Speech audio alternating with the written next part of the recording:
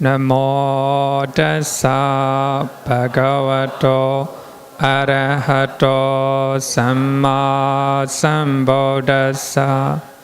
Namo tassa bhagavato arahato samma sambuddhassa. Namo tassa bhagavato arahato samma sambuddhassa. Good evening, everyone.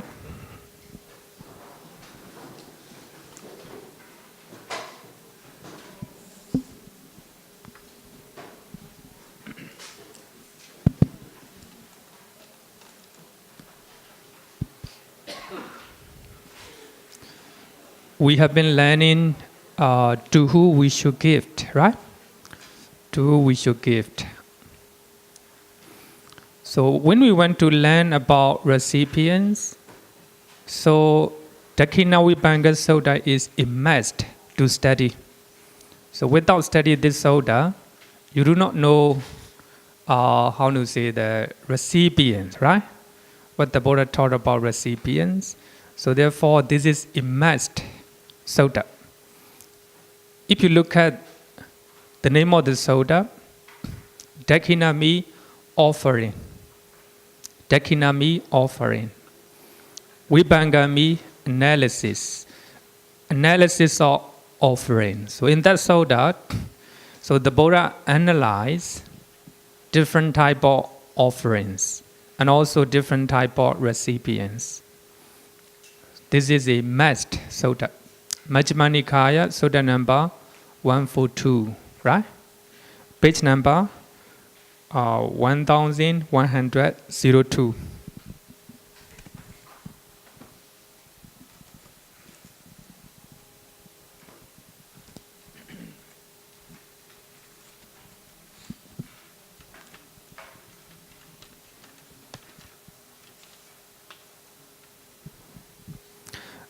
Majjhima Nikaya, Sutta number 142, Dakkhiṇavibhaṅga Sutta. So in this Sutta, so Dakkhiṇavibhaṅga means analysis of offerings. So it's in that Sutta, so the Buddha stressed the importance of community rather than an individual. So community is very important. It is more important than individual, right? Every society. So if one person is very important in that society is not healthy, right? So we have to pay attention to community rather than individual, right? So in that Sutta, the Buddha talk about importance of community rather than individual. This Sutta especially highlights significance of Saṅghika Dāna. But here, Saṅghika Dāna means giving alms to the community of Saṅgha. Normally, we have a 4 type of Saṅgha. Saṅgha or community of monks, community of nuns, and community of male devotee, and community of female devotees. So these are 4 types of Saṅgha, right? This is another categorization. So when we hear the word Saṅgha, you normally visualize in your mind a group of monks, right? Normally we think that, right? Saṅgha here means 4 types of Saṅgha. The Buddha said that bhikkhu, bhikkhuni, upasaka, and upasika, right? But when we look at a pair of Saṅgha, 8 pair of Saṅgha, right? 4 pair of Saṅgha. The one who is practicing the way to Sotāpatti, right? And also Sotāpatti. The one who is practicing to attain Sakatagami, and also another one is Sakatagami. Another pair is the one who is practicing to attain non-returner, right? Non-returner. and also the one who already attained non-returner. Another pair is the one who is practicing to attain to become Arahant. Another one is already Arahant, right? So when we talk about 4 pair of Saṅghika, that means 8 individuals, right? 8 individuals. We already know in the 9 quality of Saṅghika. So actually, when we talk about 8 individuals, right? These 8 individuals, not only monks and nuns, but also someone who, even the lay devotee, right? Lay devotee who already attained all these spiritual attainments, right? So it refers to that. But of course here, and then in this sutta, the Buddha highlight Bhikkhu Saṅghika, Bhikkhuni Saṅghika, right?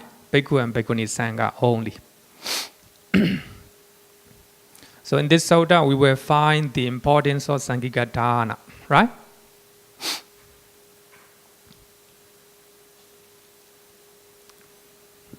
So let's talk about the sutta. So in this sutta, the Buddha was living in Kapilavatthu, right? The Buddha was living in Kapilavatthu, and then it seemed to be that the first trip to Kapilavatthu, right? So on that occasion, of course, the Buddha taught many discourses, and Mahapajapati Gautami also became Sotāpatti. Then one time, she brought a new pair of cloth, right? And she went to offer to the Buddha, saying that, Venerable Sir, this new pair of cloth have been spent by me, especially for the Blessed One. Venerable Sir, let the Blessed One accept it from me out of compassion. So she wanted to offer to the Buddha. But the Buddha said that when this was said, the Blessed One told her, give it to the Saṅghika, Gautami. When you give it to the Saṅghika, both I and the Saṅghika will be honored, right?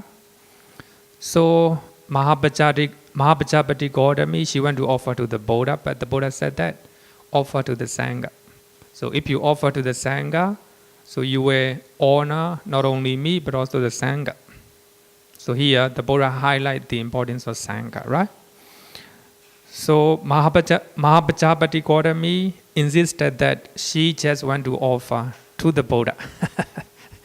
The Buddha second time rejected, no, offer to the Saṅghika. It is much more beneficial than offering to me, right? And that time, Mahapajapati Gautami said, requested, and the Buddha also rejected that time. Then Venerable Ananda came in. So he said that Mahapajapati Gautami is very helpful to you. So when your mother passes away, she look after you, right? And she is the foster mother, right? Foster mother, the one who gave him milk. And she suckled the Blessed One when his own mother died. That is all the time. Actually, Venerable Ananda is very compassionate. So when we study the Sutta, you will find he's very compassionate.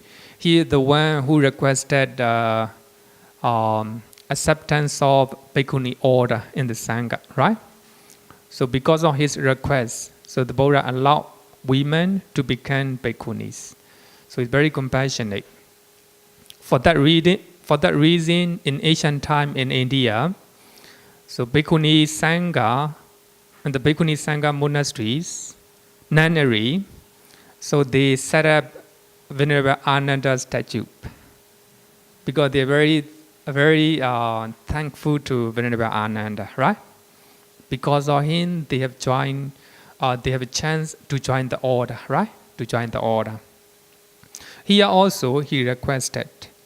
And he also said that the Buddha also very helpful to Gautami as well. Gautami as well. The reason is because of the Buddha, Mahapajapati Gautami has gone for refuge to the Buddha, Dhamma and Saṅghika.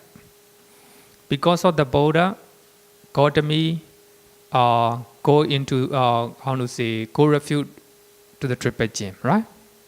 And secondly, because of the Buddha, Mahapajapati Gautami abstain from killing, stealing, sexual misconduct, lying, and drinking, etc. Right? Five precepts.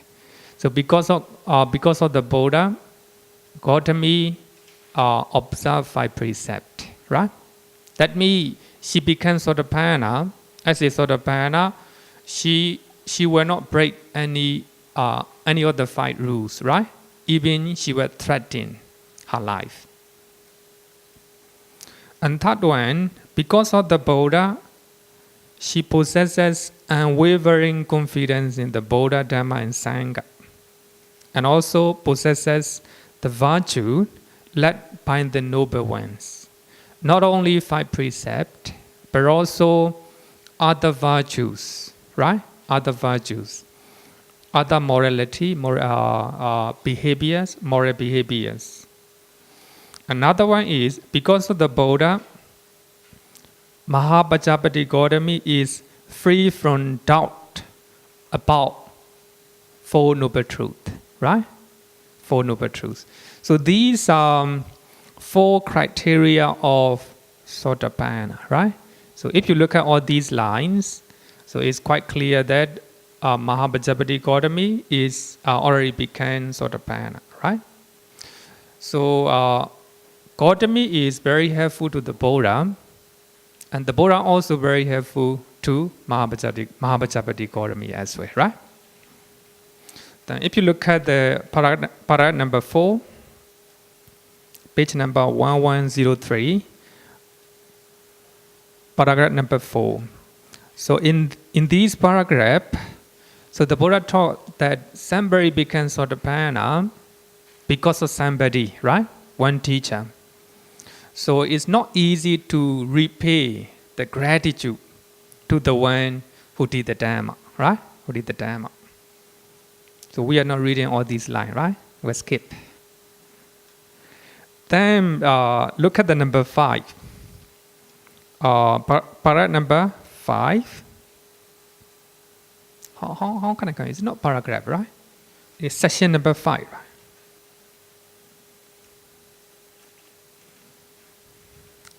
So in this paragraph, the Buddha talk about 40 kinds of personal offerings. 40 kinds of personal offerings. So when you read the Sutta, make sure that you also read the note as well. It is very important. So here, when you look at 40 kinds of personal offering, then you will see 1294, right? That is the note number. Actually, Bhikkhu Bodhi notes are very, very helpful for us. So sometimes the paragraph or the context in the Sutta may not be clear to you. You have a difficulty to understand those lines. So when you look at Bhikkhu Bodhi notes, it became very clear, right? So also make sure that you look at the note as well when you read the Sutta. Here, when you read the note 1294, and he write that. So now you know the Mahapajapati Gautami. Let's say Gautami, right? Normally, when we say Gautami, it's not polite. It's not polite. So we have to say Mahapajapati Gautami. She's a very great woman, right? But of course, the Buddha just used Gautami because he's very, the teacher, right? Teacher. But now we use Gautami. It's not we respect Gautami, but for easier, right? Then Gautami, she went to offer the rope, but the Buddha rejected. Then he just said to Gautami, just offer to the Saṅghika, right? Just offer to the Saṅghika. So actually he highlight the importance of offering something to the Saṅghika. So before, for that, he need to talk about offering to the past individual as well, right? So these are 40 type of individuals, right? Sorry. The Buddha highlighted importance of Saṅghika Dāna. So when we look at 9 qualities of the Saṅghika, you will see these lines. Isa bhagavato sāvaka saṅgho, ahuneyo, bahuneyo, etc., right? But the last one is Notaram Punyakhitam Lokasa. This order of disciples of the Blessed One is an incomparable field of merits to the world. Incomparable field of merits to the world. Actually, it's not only talking to the to the monks, but also it refers to the bhikkhunis as well as upasaka, upasika as well, right? Upasika as well. So, the order of disciple of Saṅghika, Blessed One, is incomparable field of merits to the world, right? That is we can find in the 9 qualities of the Saṅghika. It's very important. So now we have a 40 type of personal offerings or offering to the recipients as the individual, right? As the individual. You can look at paragraph number 5, right? Paragraph number 5. In this Sutta, the Buddha mentioned 40 type of personal offerings or offering to individuals. It is called Pati puggalika. Normally we do not use Pati, we normally use puggalika. Saṅghika Dāna, the opposite of Saṅghika Dāna is puggalika Dāna, right? Puggalika Dāna. Puggalika Dāna means an offering donated to individual. Saṅghika Dāna means offering given to community, right? A group. So they are rated according to descendant order as far as the recital Dāna is concerned. So when you offer the first individual, great benefit. So when you offer second individual, the benefit is lesser and lesser, right? So descendant order as far as the recital Dāna is concerned. Number 1, if you offer something to the Buddha, very great fruitful, right? Number 1. Now, Gautami is offering to the Buddha, but the Buddha rejected not to offer him because he as an individual, right? So he highlights the importance of offering to the Saṅghika. Number 1, the Buddha. Number 2, Pacceka Buddha, right? Pacceka Buddha is translated as a silent Buddha. Silent Buddha is not correct, right? Not correct. But we can translate as a solitary Buddha. Solitary Buddha. Pacceka Buddha actually means he also the one who realized the truth by himself, without the help of others, right? Normally, Pacceka Buddha appear outside the Buddhist dispensation, right? Dispensation. So when you offer Pacceka Buddha, the benefit of Dāna will be less beneficial than offering to the Buddha, right? Then offering to the Arahant. Then the one who has entered upon the way to the realization of the fruit of Arahantship. Arahantship. The one who is practicing to become Arahant. Very close.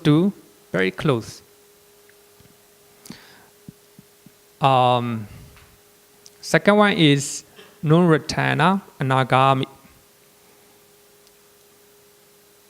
The fifth one is non-returner. The next one is the one who has entered upon the way to the realization of the fruit of non-return, right? But here, in the 9 quality of the Saṅghika, so we normally recite 8 individuals, right? And 4 pairs. Number 3 and number 4 is 1 pair, right? But number 3, 1 individual. Number 4, 1 individual, right? And number 5 and number 6, 1 pair, right? 1 pair. So we have it like this. We have 4 pairs.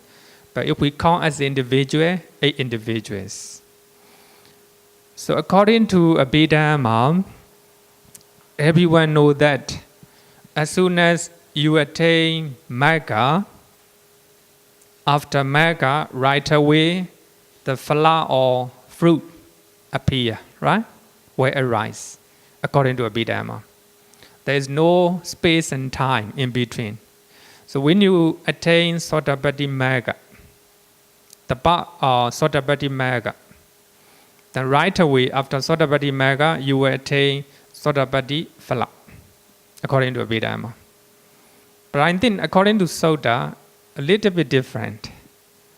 I think, so therefore, when I talk about Sotāpana, I normally quote a series of Sutta from Saṅghika, or Kantika Saṅyutta.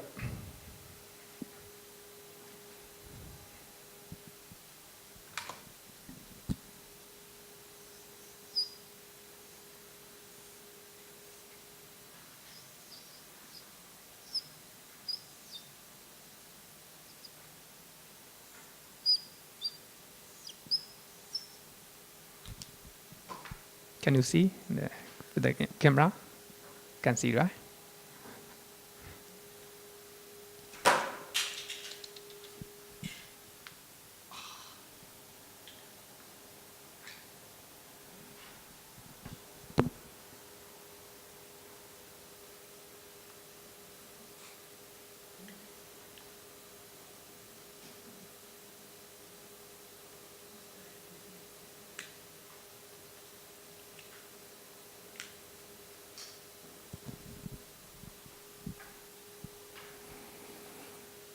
But number 3 and number 4 is 1 pair, Arahant, and the one on the way to become Arahant, right?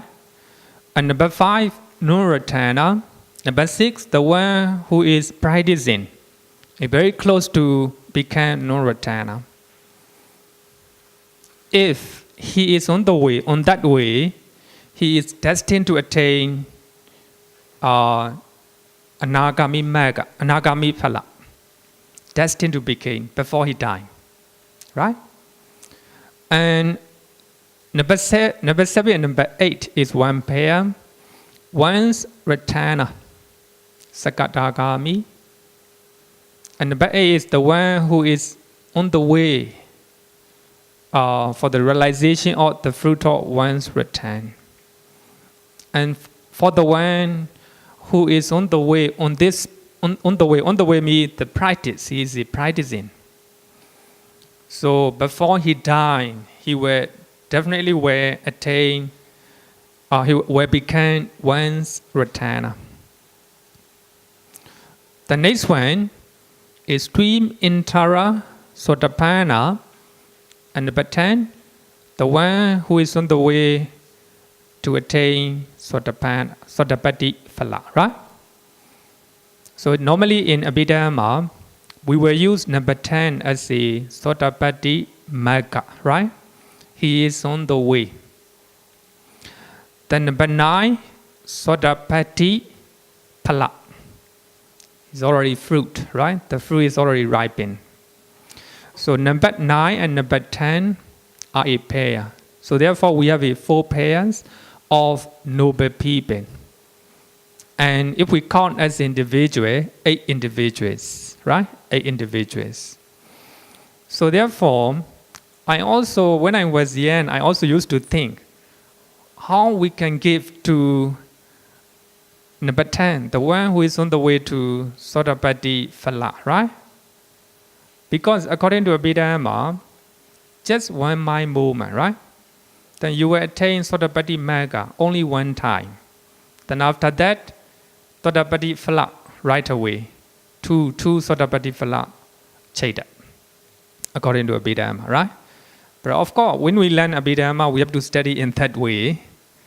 But when we learn the Suttas, it seems to be a little bit different, right?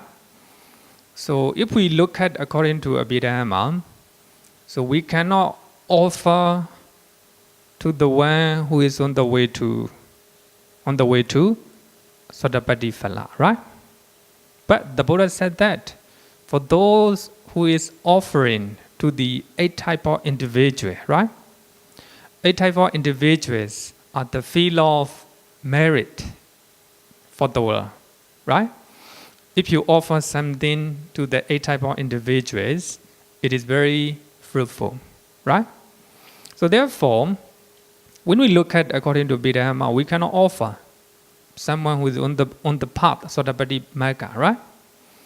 It seems, a little bit contradict. So therefore, when we look at Saṅghika Nikaya or Khandika Sutta, Saṅghika Nikaya, chapter number 25, this is a chapter. Then we have 10 suttas in that chapter, 1 to 10, right? So in that sutta, and the Buddha said that we have 2 type of people, faith follower, and also the Dhamma follower. So these faith follower and Dhamma follower are nothing but the one who is on the way to realization of the fruit of stream entry. So in that sutta, when you, I think better look at this sutta. When you maybe I have given Nikaya PDF, right? PDF file. So you just go to chapter 25. So I think you will see all these one. So in that sutta, the Buddha talk about 2 type of people: faith follower, and another one is Dhamma follower, right? Dhamma follower.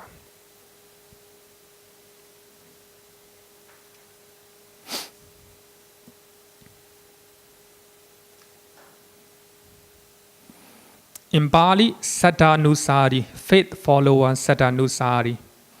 So in that sutta, the Buddha talk about 10 suttas, 6 internal and 6 external. Already know, right? You already know it.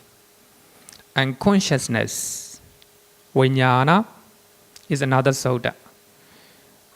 Another sutta, contact, Phassa, right? Contact. You already know this one. This is also another sutta. Then feeling, Vedana, another sutta.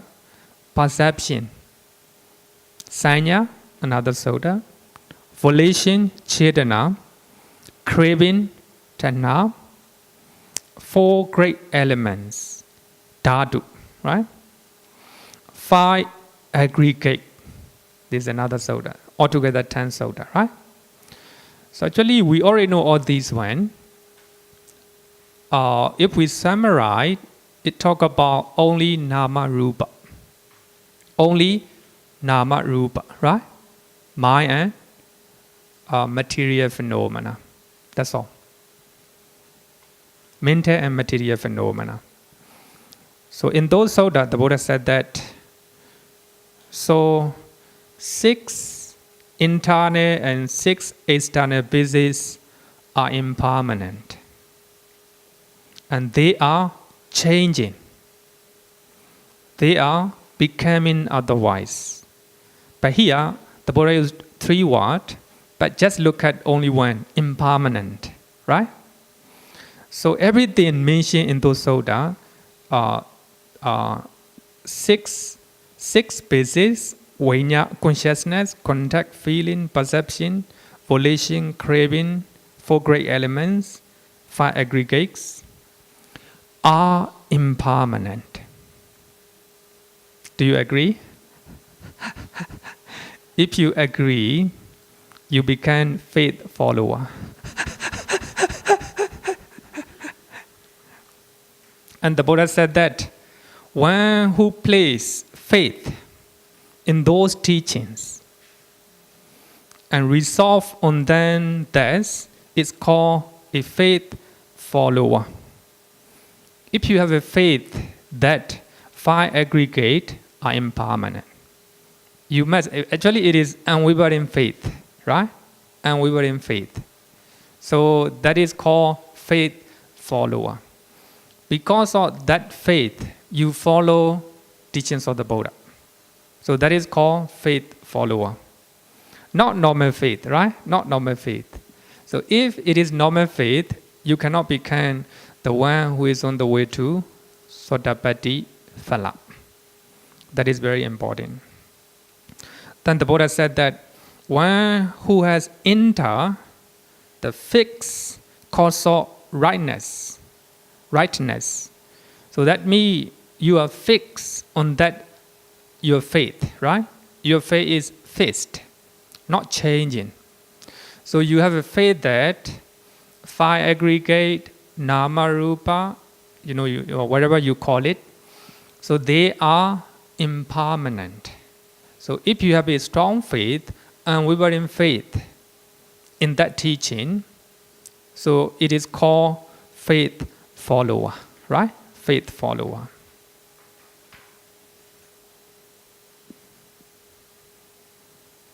Then the Buddha said that enter the plane of superior passing. Superior passing means Sappurisa Bhume. He became the one who is on the way to stream entry. Sotāpatti Phala, right? Sotāpatti Phala. He transcended the plane of worldlings. So he transcended the plane of Puthojana. So he no longer became Puthojana. He became Ariya, right? Ariya. He is incapable of doing any deed by reason of which he might be reborn in hell, in the animal realm, or in the domains of ghosts. He is incapable of passing away. He is incapable of dying without having realized the fruit of stream entry. The fruit of stream entry is Sotāpatti Phala, right? So actually here is only faith, right? Unwavering faith, not changing. And he have a strong faith, unwavering faith that five aggregate or nama rupa, six spaces, or mind or body are impermanent. So if his faith is not changed, his faith is fixed, he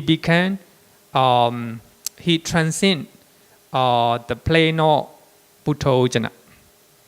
And he became the one who is on the way to Sotāpatti Phala.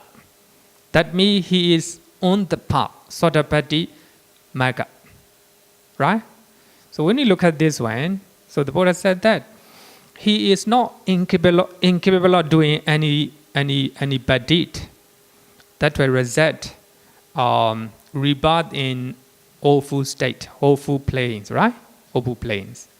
So he will not die without attaining Sotāpatti Phala. Right? Sotāpatti Phala. Here, Sotāpatti Phala is number 9. Is stream enter, right? Stream entry. So Sotāpatti Magga is number 10, the one who is on the path, right? On the path of stream entry. So therefore, for those who is practicing to attain Sotāpatti Phala, he is no longer Puthojana. He is Ariya, right? Ariya Saṅghika. So that is a faith follower.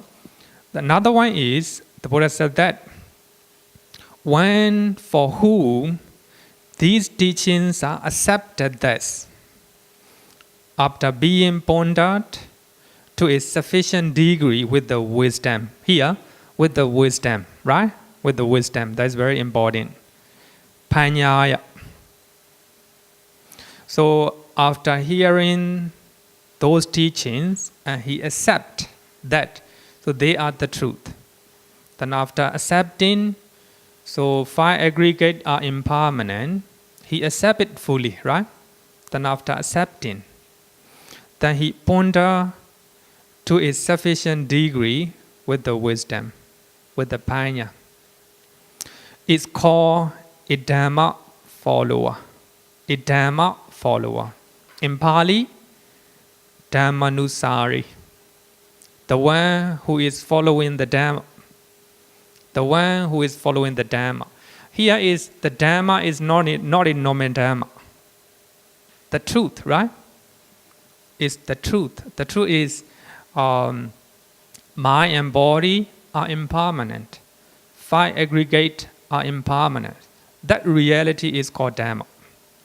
So for those who accept teachings of the Buddha in that way, and he ponder upon it, he investigate with the wisdom.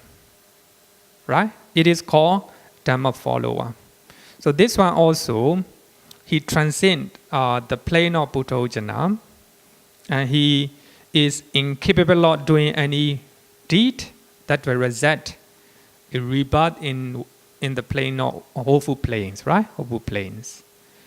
And also, he is incapable of passing away without having realized the fruit of stream entry. So that is, I think we can make a conclusion that faith follower, the one who have unwavering faith, a nature. So therefore, a nature is very important. So if you understand a nature, I think most of your suffering were removed. Suppose your parents died, right? If you have unwavering faith in nature, impermanence, no crying, you accept it, right? You fully accept it. But if you can use your wisdom, that can be called Dhamma follower, right? So you will have no longer sorrow, lamentation upon the death of your parents. Because we cannot accept it. We don't have faith in the nature, in the impermanence. So therefore, we have a lot of sufferings, right? A lot of sufferings. So therefore, that is very important. The faith follower and Dhamma follower. So these two are called Sotāpatti Magga. The one who attains Sotāpatti Magga. So they transcend the plane of Puthojana, right? So we can offer them. We can offer, if we offer those noble people, then our Dāna will be much more greater. The benefit of our Dāna will be much more greater, right? Then in the same Sutta, the Buddha said that one who knows and sees these teachings, thus in this way, is called a stream in Tara, Sotāpatti, right? The one who see, or how to say, who knows and sees the teachings of the Buddha, the teachings of nature, teachings of impermanent, is called stream in Tara or Sotāpatti. The other two are on the way, right? On the way.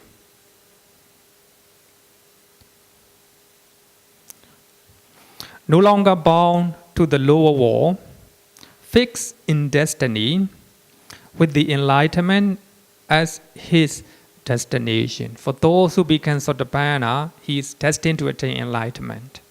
Right? Enlightenment. So when we look at Akantika Samyutta, Samyutta Nikaya, chapter 25, Sutta number 1 to 10. So if we study these 10 Sutta, I think we can make conclusion that extreme intellect is the one who already knows and also sees teachings of nature, right? Teachings of nature. And number 10, the one who is on the path to stream entry or Sotāpatti Phala. It's called Sotāpatti Magga. Maybe we can say Sotāpatti Magga, right? And the other one is Sotāpatti Phala, right? Magga and Phala like this. But there is no Pali. Just use it. Okay, good. Microphone? So please use microphone. About faith follower and Dhamma follower, can I say that faith follower basically have this trust in Buddha teaching without much knowledge or in a way without in-depth understanding, whereby Dhamma follower is basically the trust of Buddha teaching is with in-depth understanding, wisdom. So can I say a Dhamma follower in a way is stronger than faith follower? Of course, yes, you're right. Suppose normally you have faith in your prime minister, suppose. You are your prime minister, right? You just have a faith. But later you dealing with him closely, associating with him very closely, you begin to know that he's a very capable man, very honest man. Then later you became Dhamma follower. You follow your wisdom. You use your wisdom, right? So actually such confidence or faith together with the wisdom will be much more stronger. So here the same thing. So in the faith follower, of course he have understanding, 5 aggregate are impermanent, but he doesn't have full understanding, right? Then in the case of Dhamma follower, his understanding is getting deeper and deeper. But for the one who becomes Sotāpana, his understanding is 100%, right? 100%. So therefore, I very often explain that there is one Pali line, not Buddhist temple, Pali text, Pali paragraph in the Pali canon. For the one who becomes Sotāpana, Pali canon usually use that line. Yankenchi samudaya dhamma sabbanda nirodha dhamma. It's a very famous one. Whoever becomes Sotāpana, whether the king or poor kind, so Pali canon will use this one. So wherever is subject to arising is subject to cessation. Then you was born, is arising, then you have to die, right? It's cessation. Then you become popular, arising, then that popular way disappear one day, right? Cessation. So if we understand that teaching, the teachings of nature or impermanence, then we no longer have sufferings in our mind. Because we know it, that is the truth. Nobody can avoid or nobody can overcome that truth, right? So therefore, for the one who really understands a nature Dhamma, is called Sotāpana. But Sotāpana understand only 25%, right? As I already explained. Sakadagami, once Ratana, 50%. Right? Then Nuratana, 75%. Arahant, 100%. Only for those who understand 100%. So they will accept that reality. For that reason, when the Buddha died, Venerable Ananda crying a lot, right? Because he just see 25% of Buddha teaching, right? 25% of teachings of nature or impermanence. So therefore he crying. So therefore I think understanding and also accepting a nature dharma, I think very important, right? Very important. Most people they were not like the word nature, impermanence. They like the word eternal, right? Eternal soul, right? Eternal soul, like this. Okay, question? Oh, sorry.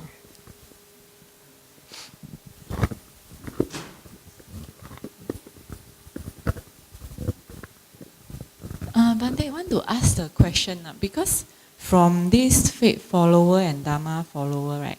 Like my learning from some teachers is that probably like by using faith is those people at Buddha's time. So in our time, right, if we don't have like concentration, it will be very difficult for us to just by faith we get it, unless in the next Buddha's time, if every lifetime we always Dhamma until we have so collected so strong, then maybe in the next Buddha's time when we hear one stanza we can get. But if that is not the case, right, then usually we cannot go by faith in our time already. Because my understanding, technically what I hear, right, in order to be Sotāpatti, you need to see the first Nibbana object. There is 4, right? The first one, you need to see that object, then you get. So if no concentration, all that, how to see the object? That's my understanding. Is that right or not? Thank you. Actually, I think that there are many Sotāpatti, even many Arahant, even this time. Right? But I think that if you go and practice some meditation center, you will hear the story of Sotāpatti, even Arahant, right? I think there is still possible that if you practice mindfulness meditation, you can attain concentrations. So if your concentration is very strong, you will see the truth. The truth means a nature, impermanent nature of your mind and material phenomena. So even now, some meditation center, they teach.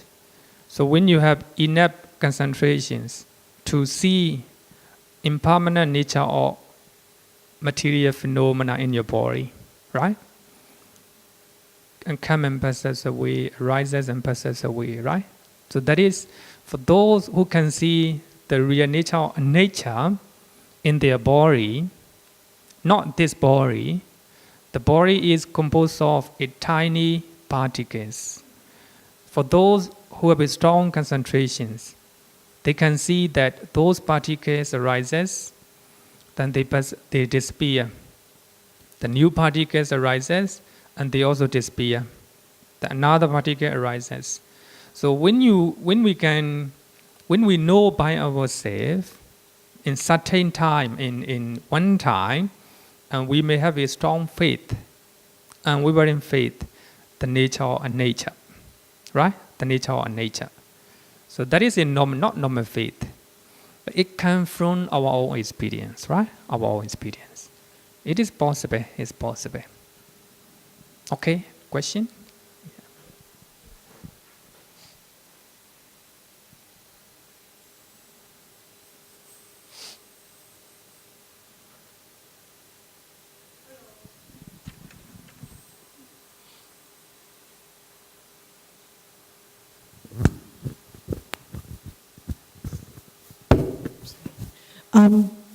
It's very loud.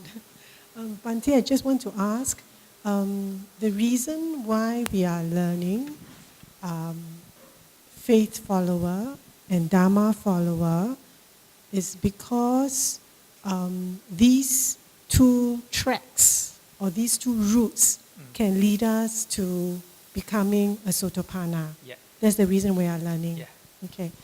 In real life, it is hard to have a clear-cut faith follower and a clear-cut Dharma follower because my sense is it's actually together.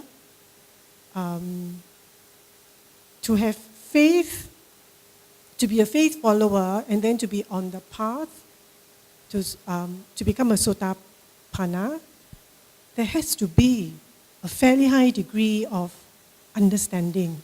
It Of course, cannot yes. be blind faith. Even as the faith follower, we have a understanding. Without understanding, there's no faith, right? Yes. As I earlier said that, so you have a faith to the Prime Minister by hearing his information, right? But faith follower. But later, you closely deal with Prime Minister himself, you can witness his wisdom, his honesty like this, right? Then your faith became stronger and stronger, right? Just like that, yeah. Right. So even a faith follower will require a high degree of wisdom Of course, to yes. be a Sotāpana. Okay. Okay, so I think, okay. Is it correct to say one teacher says that okay.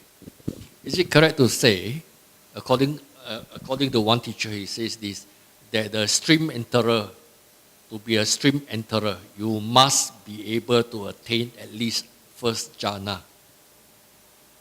First jhana, right? Jhana simply means meditation. Yes. Concentration Meditation, yes. Samatha meditations. I also kind of believe, but of course, according to commentaries, according to Abhiddha, you can become Sotāpana without attaining jhana, right? Without attaining jhana. But if we take jhana as a concentration meditation, before you become Sotāpana, you need to have a certain degree of concentration. So in that concentrations, we might have a 5 jhana factor, right? Just like a Vitakka, Vichara, etc. So if you have a 5 jhana factor, that is considered as the first jhana. But I think that it is possible. It is possible. So there is a controversial issue. Some people say that, but according to Magga, according to Abhiddha, I would say that, right?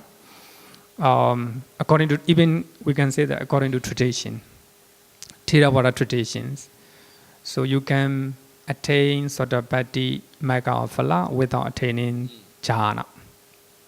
But of course, it's possible that without, only after attaining the first jhana, you can become Sotāpana, right? Okay.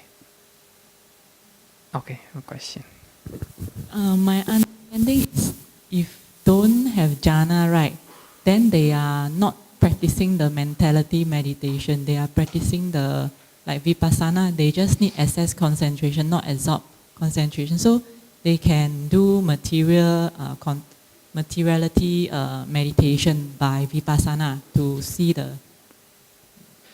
go into that path.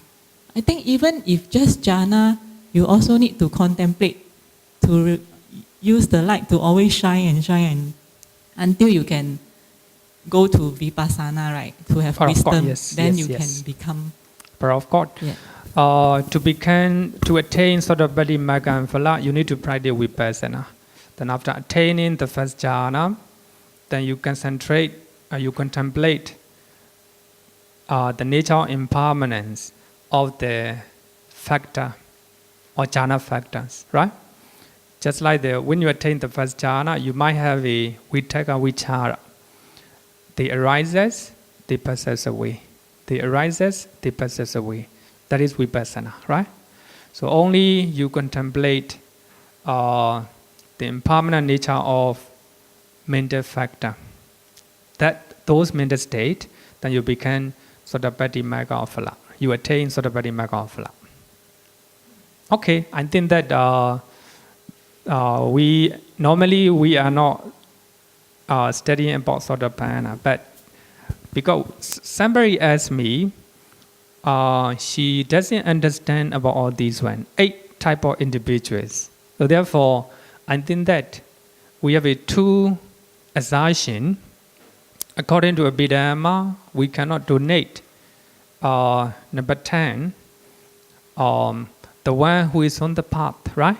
We cannot donate anything, the one who is on the path, because the path arises. The path has only one mind movement, right? Then after practicing vipassana, then you will attain Sotāpatti Magga. Only just one mind movement. Then after that, you become Sotāpatti, you attain Sotāpatti Phala. Then after you attain Sotāpatti Phala, you become Sotapanna. So that means that according to Abhiddha, it seems like not a little bit contradict, right?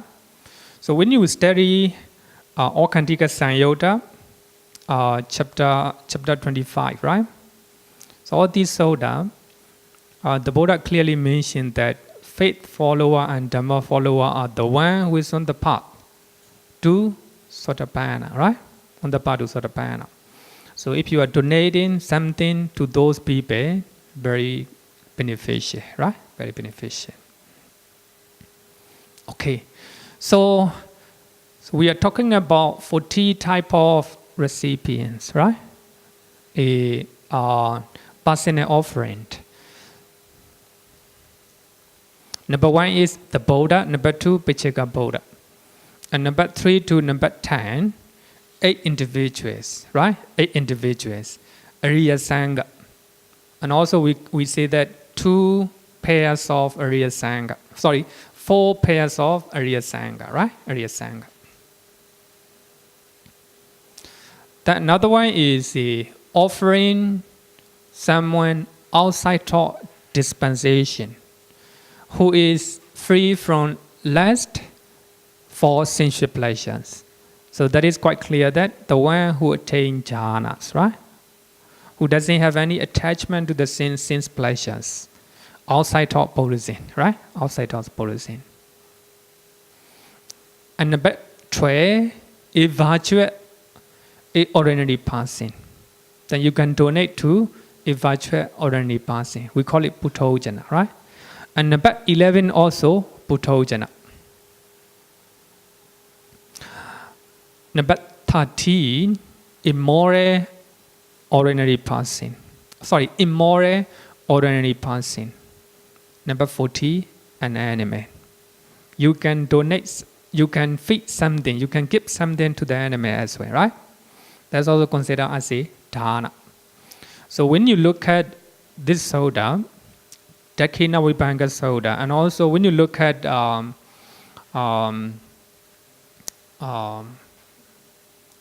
another Sutta is a Vucca Sutta, right? Vuccakotta Sutta. Then you can understand that feeding to animal also considered as a Dāna. But here, giving something to immoral ordinary people also considered as a Dāna. But if you offer a virtual ordinary person, the one who is free from the lust, from sensual pleasures, if you're offering 8 individual, 8 Ariya Saṅghika, and if you're offering Pacceka Buddha and the Buddha, right? That's Dāna. So these are 40 personal offerings. Right? Not difficult. Then please go and read paragraph number 6. Page number 1104. Number 6. Second paragraph, right? Here, Ananda, by giving a gift to an animal, the offering may be expected to repay 800-fold. 800-fold.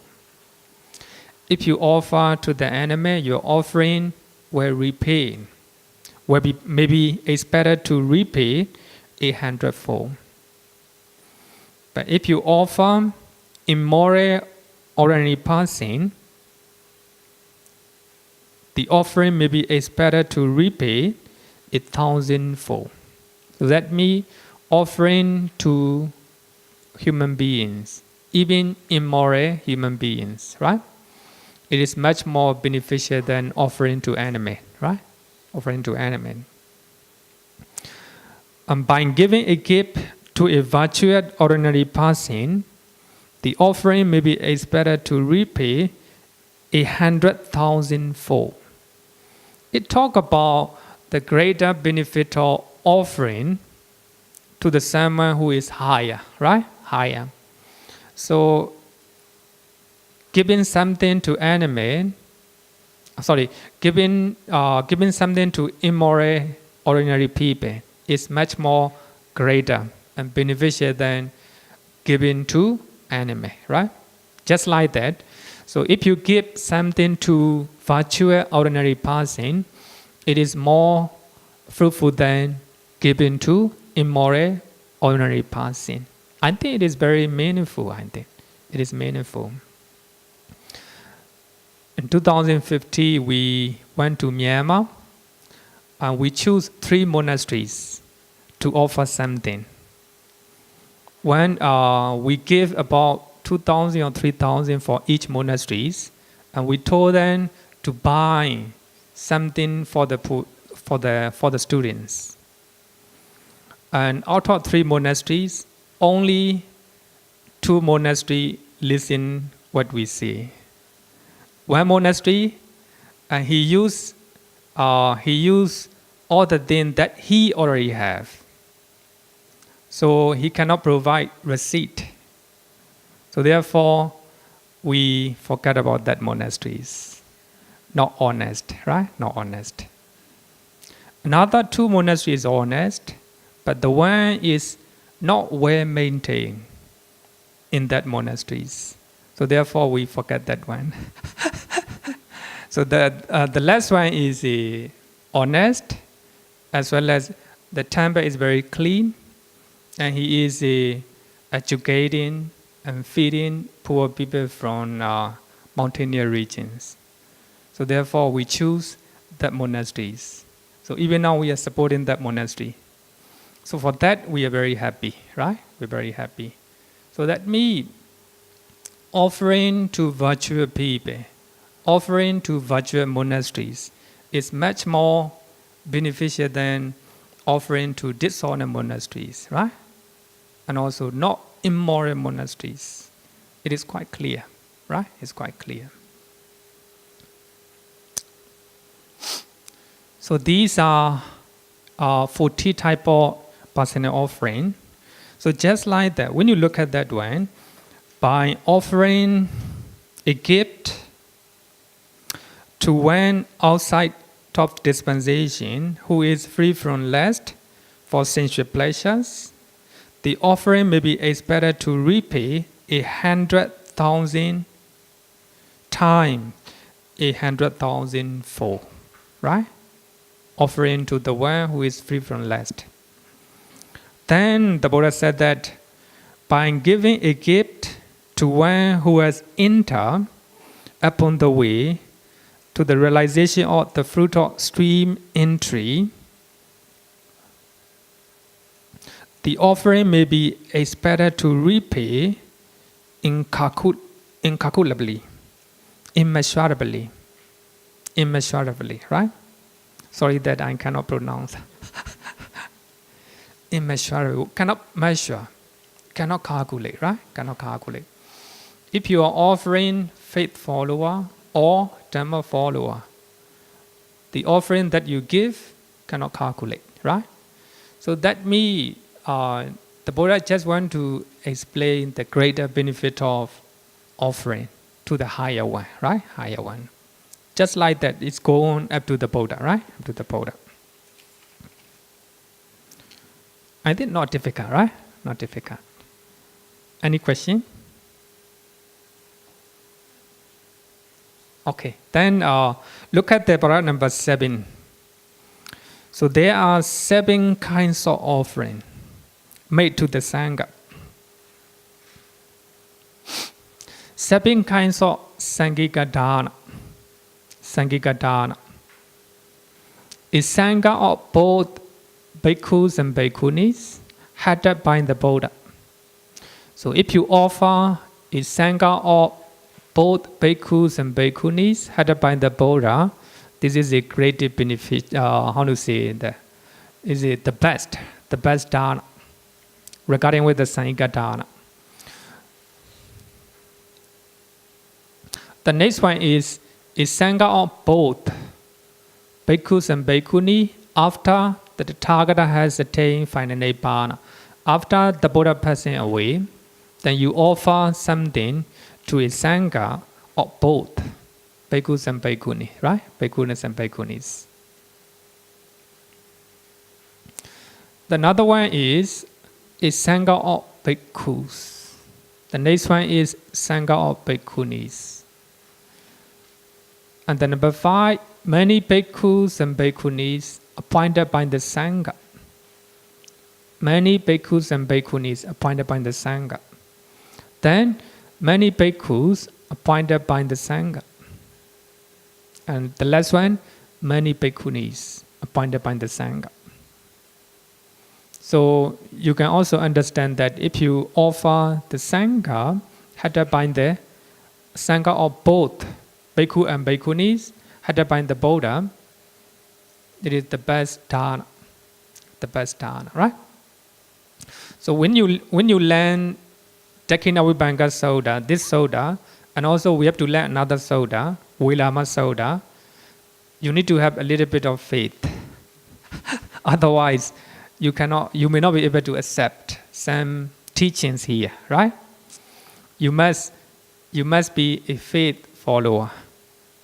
But later you also, of course, you have to use your wisdom as well. Some people, they don't have faith. They use their wisdom a lot, right? It's also not good. Some people blind faith. They follow their blind faith, no wisdom. That's also not good. So the Buddha said that faith and wisdom must go hand in hand. Otherwise, it will lead to wrong direction, right? So therefore, we need to use both faith and wisdom. So when you learn this Sutta, you need to have a little bit of faith, right? So here, 7 kinds of Saṅghika Dāna. But if you offer 40 type of individuals, that is said earlier, it can be called puggalika Dāna. But if you offer a community of bhikkhus and bhikkhunis, so that can be called Saṅghika Dāna. Last Saturday, we celebrate our 58th anniversary. And we invited many monks. So that is called number 6. Many bhikkhus appointed by the Saṅghika, right? So therefore we call it Saṅghika Dāna. Especially in Sri Lanka, they use the one, they added another one, Maha Saṅghika Dāna. They use Maha means great. They want to use Maha Saṅghika Dāna, right? Okay. Then, if you look at para number 8, so you will see the importance of Saṅghika Dāna. So this is, I think, the main idea of this Sutta, the importance of Saṅghika Dāna. The Buddha said to Venerable Ananda, in the future times, Ananda, there will be members of the clan who are yellow necks, immoral, of evil character.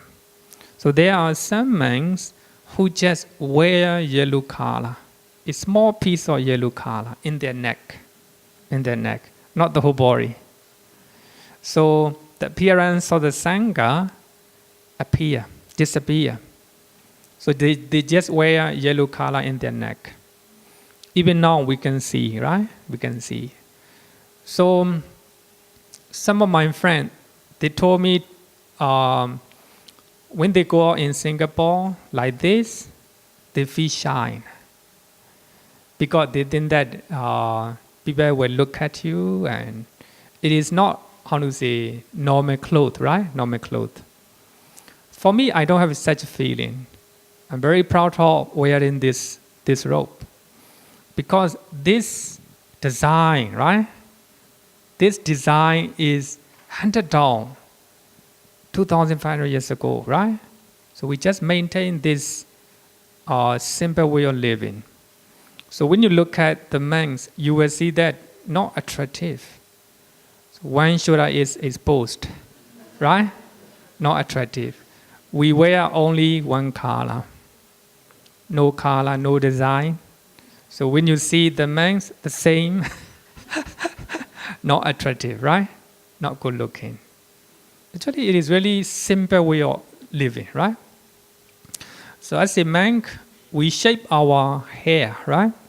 The reason is not busy with your hair, with our hair, right? We don't need to apply oil or anything.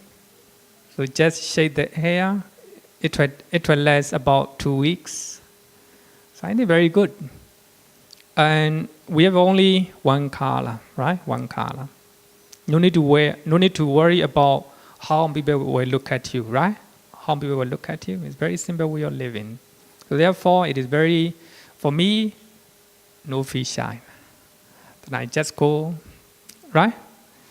Also, I should be proud of ourselves. We maintain, right, this tradition, right? This tradition. But nowadays, in outside, you can see that some monks, the way they wear is very fashion. How to say, a good fashion, and even I saw one monk. I don't know from where he is. So he wear different colors, with the gold color one, blue color one, yellow color one, a lot. But of course, he's very attractive. But as a monk, we shouldn't do that. Monks must be very simple, right? The way we live, the way we eat, the way we wear must be simple lifestyle, right? So then only we can eradicate our defilements in our mind, right? If we have too much attachment to our clothing, to our food, to our body, it's not a good monk, right? The monk must be very simple lifestyle, right? So here, the Buddha said that in future times, Ananda, so there will be some monks who just wear yellow necks. Yellow neck means is just translated in like this. Actually, the one who wear yellow color, a piece of yellow color one in the neck. And commentary said that those monks, so-called monks, they will get married, and they will have children, and they will receive offerings, and they will give those offerings to their family.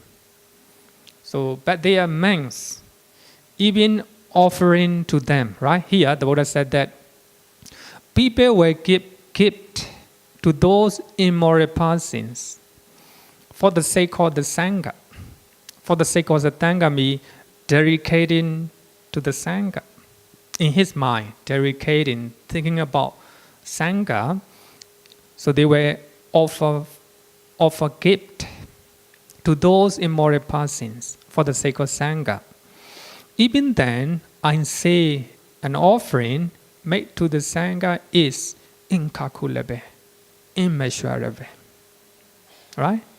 Even offering to those immoral persons, immoral monks.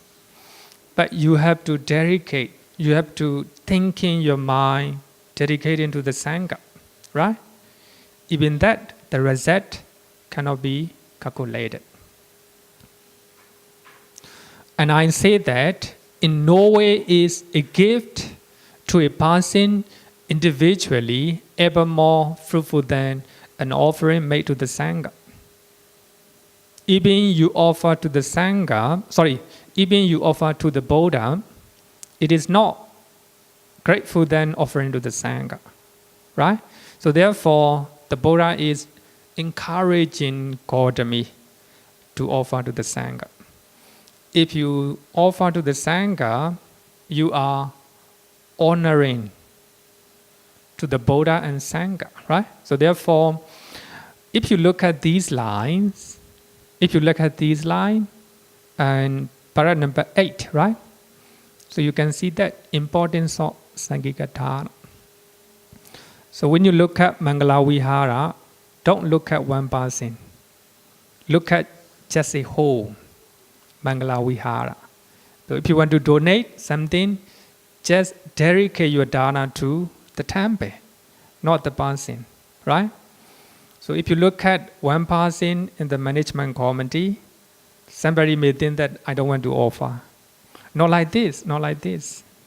You just dedicate your dana to the Mangala Vihara, right? Not one person, not because of one person. So it is important to dedicate our dana to the community, right? To the community.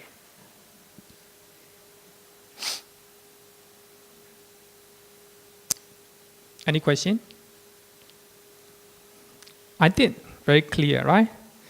Then look at para number 9. So in that paragraph, the Buddha talked about 4 kinds of purification offering. Purification offering. Number 1, the offering that is purified by the giver. So here, purity of the giver means he or she is virtuous, of a good character. But here, not by the receiver. Receiver is immoral, of evil character. Right? So this type of dana is purified by the giver, not the receiver. Right? Not the receiver. Another one, the offering that is purified by the receiver, not the giver. Right? Not the giver. The next one, the offering that is purified neither by the giver nor the receiver. Both parties are immoral, of evil characters. But the last one is the best. Both giver and receiver are virtuous and of a good character. So therefore, before you give dana, so therefore we take 5 precepts, because we make sure that we are purified, right? Purified. So both giver and receiver are virtuous and moral. I think the best, right? The best. So these are 4 kinds of purification of offering. So therefore, when you look at this Sutta, when you study this Sutta, we will learn a lot about offering, right? A lot about dana. So up to now, we have learned the importance of Saṅghika dana, and we also have learned 40 type of personal offering, and 7 type of Saṅghika dana, and also here 4 type of purity of dana. Here, the last one. Look at the last verse or the last gatha.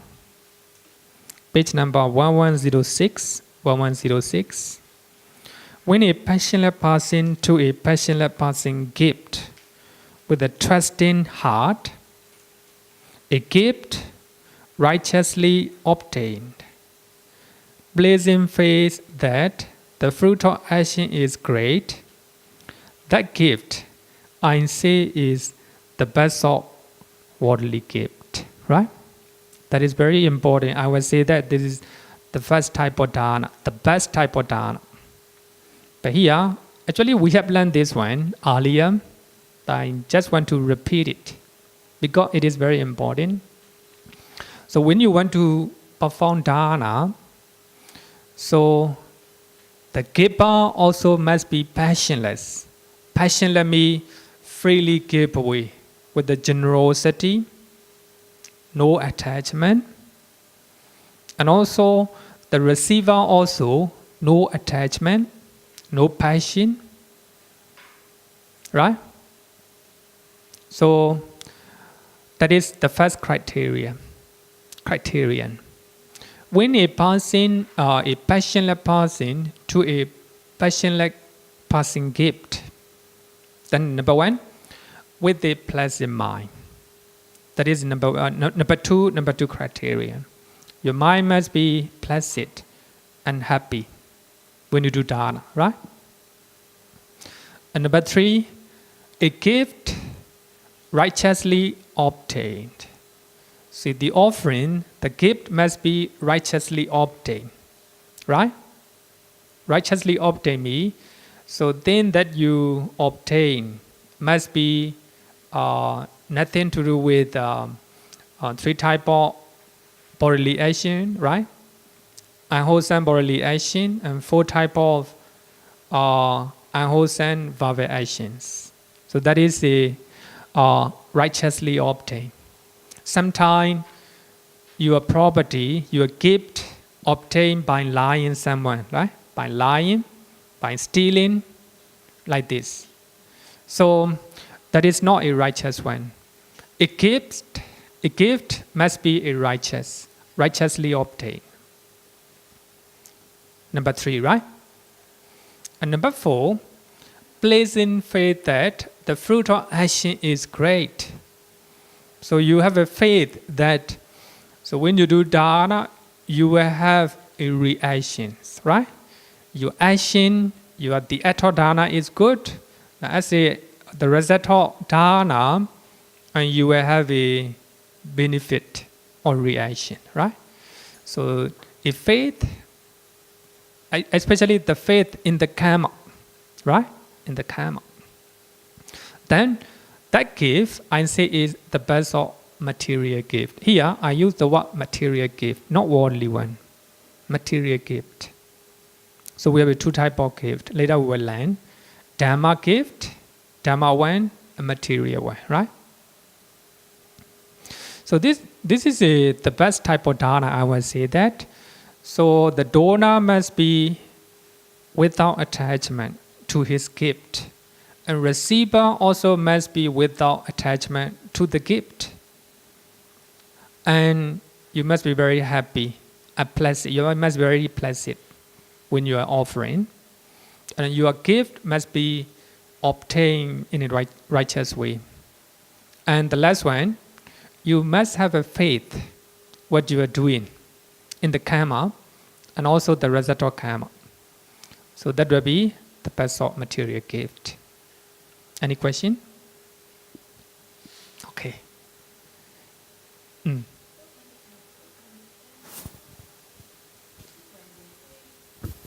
Please use the microphone. So here they say virtuous to virtuous, right? Like this 4th paragraph, then it says that the gift I say will come to full fruition. Then but the rest it says is the virtue is purified by the offering. So what is the meaning of these two? So meaning you are talking about previous verses, right? sorry? You are talking about previous verses? Yeah. I mean, in comparison for between the differences that the Buddha said, because most of it says the virtuous purifies the offering, from the giver or the receiver that is virtuous. But then the last one, which is from virtuous to virtuous, right? Then it's will come to full fruition. So yeah, and then the best of the worldly gift. So I cannot understand. That means what is the effect of the offering between these few? Suppose, actually, I will give you the same example of a 3 monastery, right? Out of 3 monastery, 1 monastery is not virtuous, immoral, right? They don't have a moral conduct.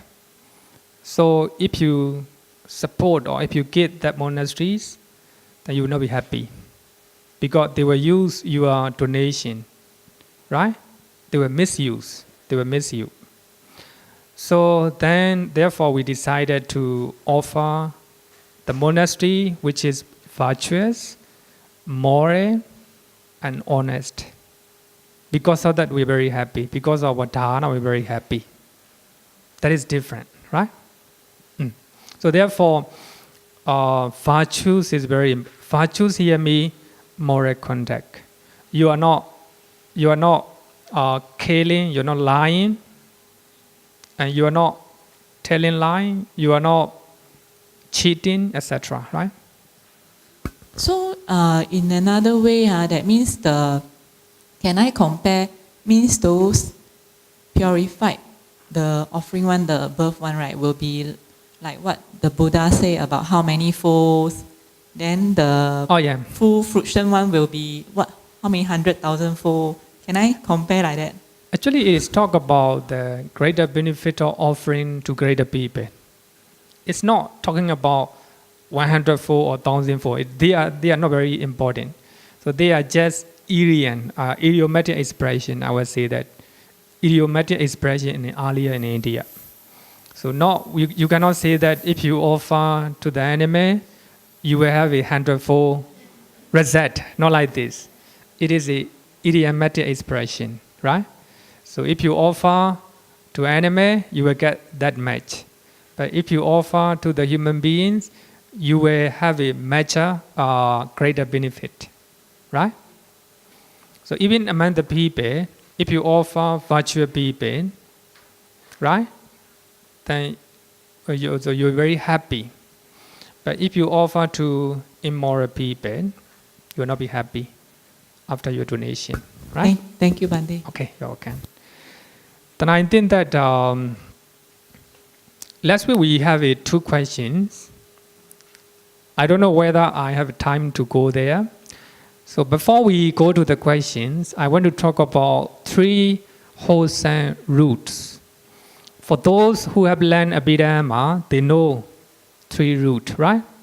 We have 6 rules, 6 unwholesome roots, and 3 unwholesome roots and 3 wholesome roots. But here, I want to talk about 3 wholesome roots. Non-greed are lobha, non-hatred are dosa, non-delusion are moha, are the root of all wholesome deeds. So all the wholesome deeds are originated from these roots. And then for those who do not know much about alobha, adosa, moha, never mind. But I will explain a little bit, right? A little bit. Suppose the recipient is too greedy. That is lobha. The recipient is not greedy, right? Not greedy. That is non-greed, right? He doesn't have a lobha. And recipient is all the time angry. He shows anger all the time. That is dosa. Will you give for those who is always angry? No, not good, right? No. But here, non-hatred means, suppose, I believe that you will not offer someone who hates you. Will you offer? Who always hate you, you will not offer, right? But in certain cases, you cannot avoid, you still have to offer. But you will not be happy. So therefore, it's very important. These are the root of unwholesome action, right? But here, non-hatred means no anger, no hatred at all. Full of compassion, full of love. I think people want to offer someone who always is compassionate, who always have a concentration and love and compassion, right? So that is called non-hatred. Not difficult, right?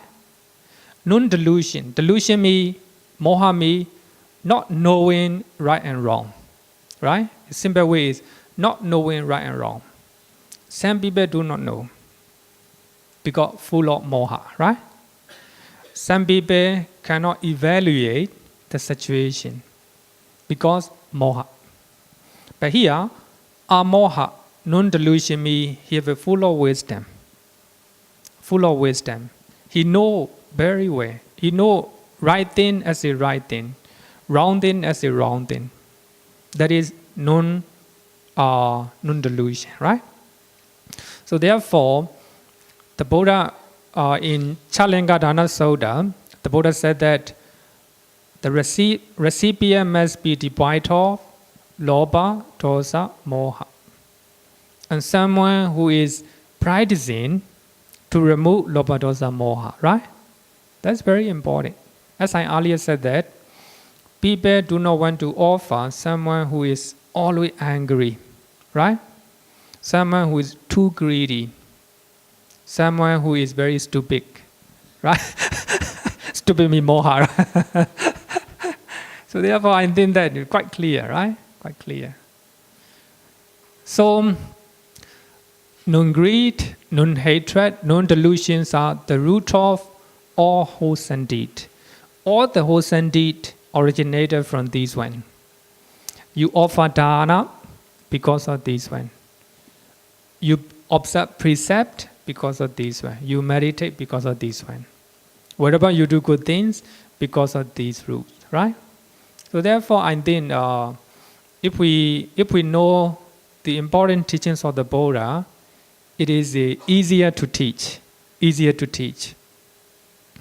Yesterday, I gave a Dhamma talk in SMU, Management University, and they gave the title stress.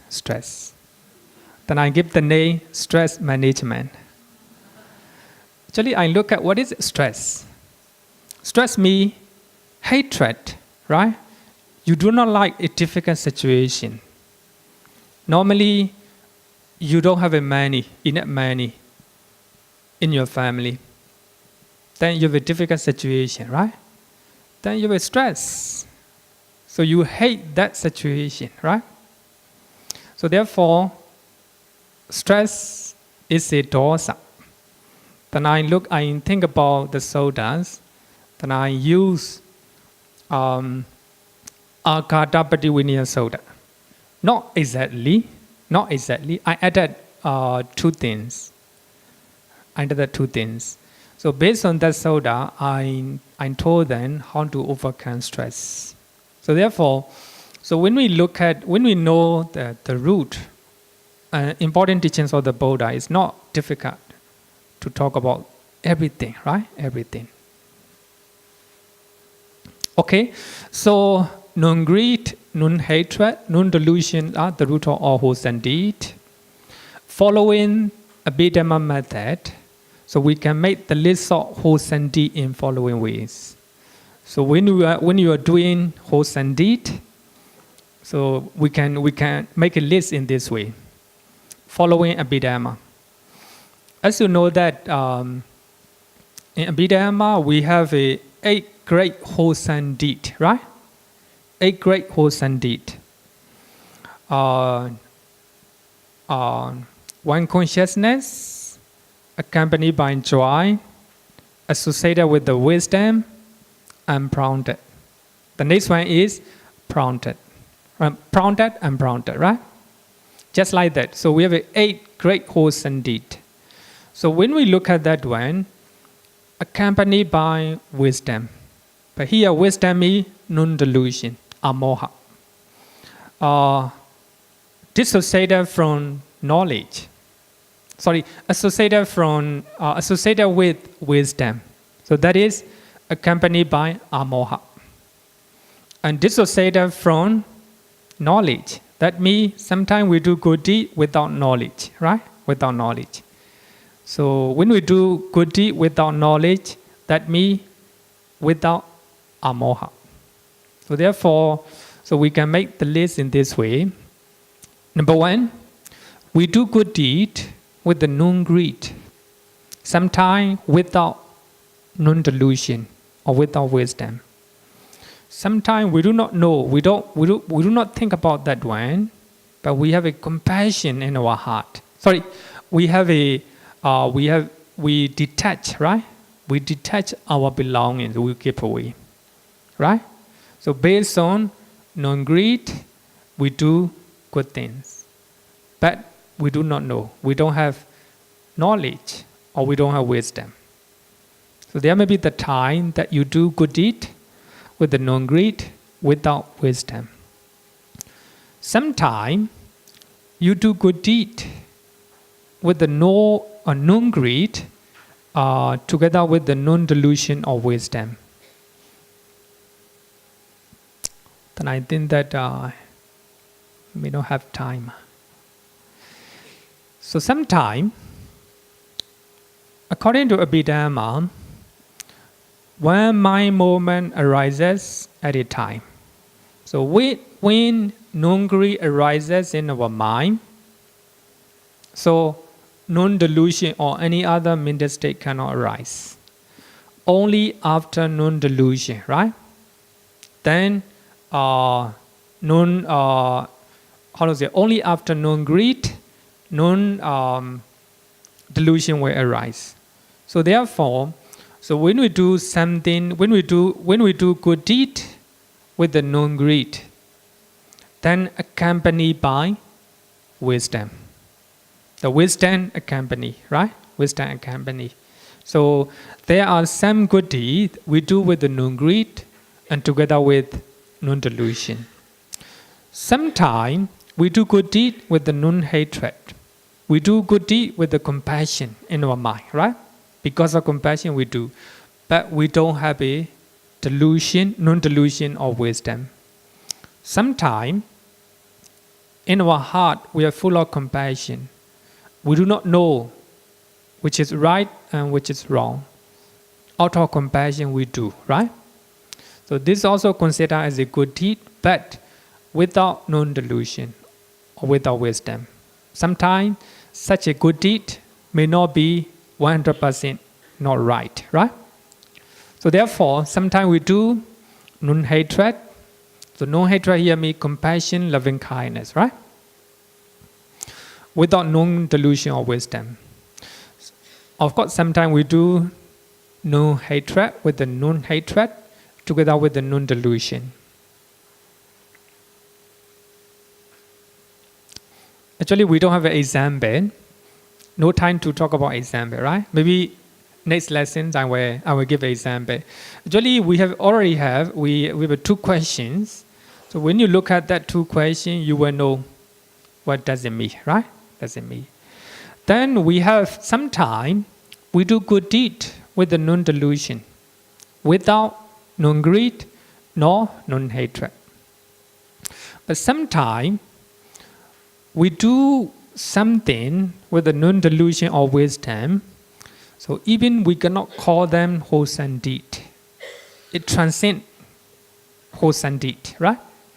So when we look at dependent originations, so when we do, sometimes we do with the non-delusion, we cannot call wholesome deed or unwholesome deed, right? Especially when we are striving for Nibbana. So wherever you do something that cannot be called as a wholesome, it is called Abhyagata. You cannot call neither wholesome nor unwholesome, right? We call it Kriya, right? Kriya. So these are 6 categories that we do good deed. Sometimes we do with the compassion or loving kindness, right? But wisdom do not get along, not accompanied by non-delusion or wisdom, right? So there are some time. So I think that when you look at a question, you will know it. I think no time to go to questions. And any questions? Very sorry that we couldn't finish many things. So maybe next week we were trying to explain this one with the examples, right? With the 2 examples. So when you know 2 examples, it will be quite clear, right? Quite clear. Okay, so then we'll close our class.